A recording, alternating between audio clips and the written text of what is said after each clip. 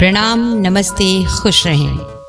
आज मैं और आप मिलकर के अपने अनुभवों से कुछ उन कड़ियों को एक माला में पिरोने की कोशिश करेंगे जिनके जरिए हमारे बच्चों को उनकी स्टडीज़ में, उनके प्रतियोगिताओं में या कॉम्पिटिशन्स में कुछ फ़ायदा मिलेगा या उनके लिए कुछ हेल्पफुल रहेंगी।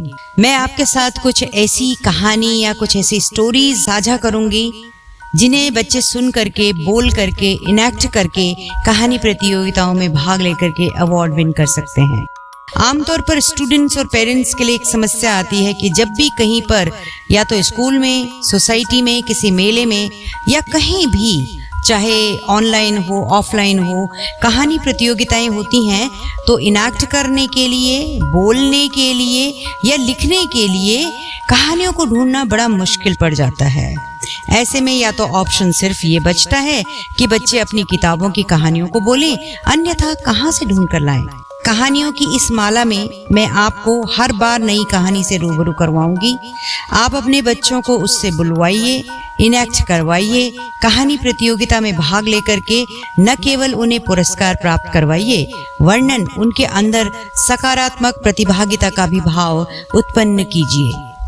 बच्चे चाहे किसी भी अवस्था के हों, यहाँ पर मैं इस माला में सभी के हिसाब से स्टोरी को या कहानियों को जोड़ने की कोशिश करूंगी।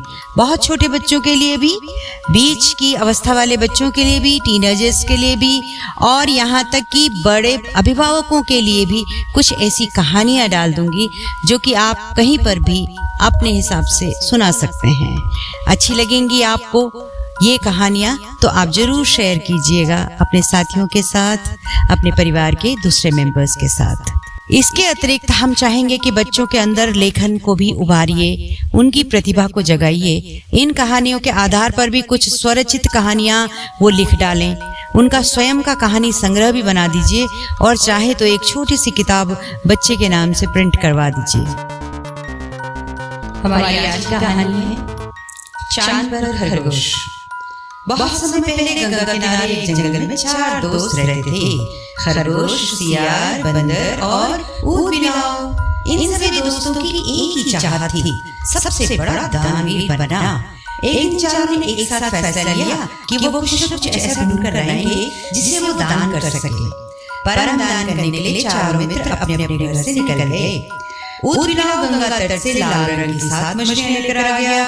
सियार दही से भरी हांडी और मांस का टुकड़ा लेकर आ गया। उसके बाद बंदर उछलता कूदता बाग से आम के गुच्छे लेकर आया। दिन ढलने को था, लेकिन खरगोश को कुछ नहीं समझ आया।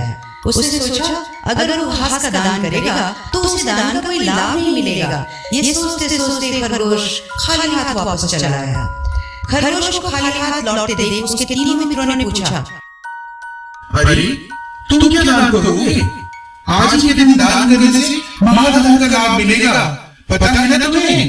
खरगोश ने कहा, हाँ, मुझे पता है, इसलिए आज मैंने खुद को दान देने का फैसला लिया है। ये सुनकर खरगोश के सारे दोस्त हैरान हो गए। जैसे ही इस बात की खबर इंद्र देवता तक पहुंची तो वह सीधे धरती पर आ गए। इंद्र साधु का वेश बनाकर चारों मित्रों के पास पहुंचे। पहले सियार, बंदर और ऊँट बिलाव ने दान किया। फिर खरगोश के पास इंद्र देवता पहुंचे और कहा, तुम क्या दान दोगे? खरगोश ने कहा, वो खुद को दान कर रहा है। इतना सुनते ही इंद्रदेव ने वहां अपनी शक्ति से आग जलाई और खरगोश को उसके अंदर समाने के लिए कहा। खरगोश हिम्मत करके आग के अंदर घुस गया।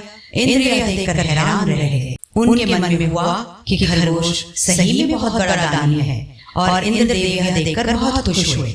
उधर खरगोश आग में भी सही सलामत खड़ा था। तब इंद्रदेव ने कहा, मैं तुम्हारी परीक्षा ले रहा था। यह आग मायावी है, इसलिए इससे तुम्हें कोई नुकसान नहीं पहुंचेगा। इतना कहने के बाद इंद्रदेव ने खरगोश को आशीर्वाद देते कहा, तुम्हारे इस दान को पूरी दुनिया हमेशा याद करेगी। मैं तुम्हारे शरीर का निशान चांद पर बनाऊंगा। इतना कहते ही इंद्रदेव ने चांद में एक पर्वत को मसल कर खरगोश का निशान बना दिया। तब से ही मान्यता है कि चांद पर खरगोश के निशान हैं और इसी तरह चांद तक पहुंचे बिना ही चांद पर खरगोश की छाप पहुंच गई। इस कहानी से हमें क्या सीख मिली कि किसी भी काम को करने के लिए दृढ़ शक्ति का होना जरूरी है। रास्ते निकल ही आते हैं। आशा है आपको और बच्चों को ये कहानी बहुत पसंद भी आई होगी और फायदेमंद रहेगी। आप बच्चों में कहानी लेखन की क्षमता को भी बढ़ावा देते रहें, इससे उनका बौद्धिक स्तर उन्नत होगा, भाषा पर उनकी पकड़ बहुत अच्छी हो जाएगी। जब हमारे बच्चे छोटे थे तो उन्होंने एक बहुत ही क्रिएटिव कहानी लिखी थी स्वीट वाटर कंजर्वेशन पे, जो कि आई बटन पर भी है और मैं डिस्क्रिप्शन में भी डाल दूंगी। आप उसे अपने बच्चों को जरूर दिखाइएगा।